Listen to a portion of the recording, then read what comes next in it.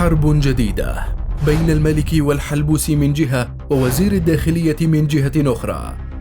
لا يملك أي حزب أو أي كتلة نيابية أي تأثير في بقاء الوزير من عدمه أبداً.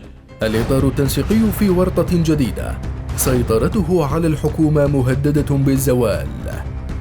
رئيس الحكومة محمد شياع السوداني الموظف لدى الإطار كما يرى كبار القيادات وكما يصفه الخزعلي يستعد لمغادرة العش المتصدع وإيجاد موطئ قدم ثابتة له في الانتخابات القادمة.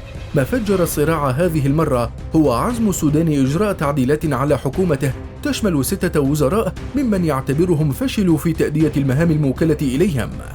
وما يثير الأزمة هو أن وزيرين من هؤلاء يتبعون نور المالكي رئيس ائتلاف دولة القانون، ويتركز الخلاف الأبرز حول وزير النفط والداخلية. وتقول مصادر أن العلاقة بين المالكي والسوداني تدهورت لعدة أسباب، من بينها شعور المالكي أن رئيس الوزراء منحاز للعصائب في ملف التعيينات وإدارة الدولة على حساب دولة القانون الكتلة الأكبر في الإطار التنسيقي.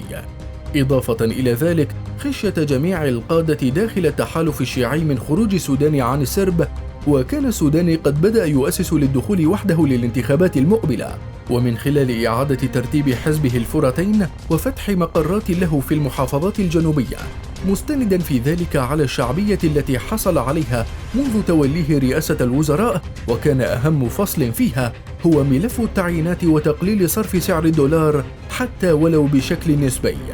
وهذه الأجواء المتضاربة قد تصل إلى مرحلة كسر العظم بين قادة الإطار التنسيقي، فيما يضع السودان نفسه في مواجهة حاسمة مع حلفائه، خصوصا نور المالكي الذي يتجه لسحب الثقة عن الحكومة برمتها بعد التشاور مع حلفائه.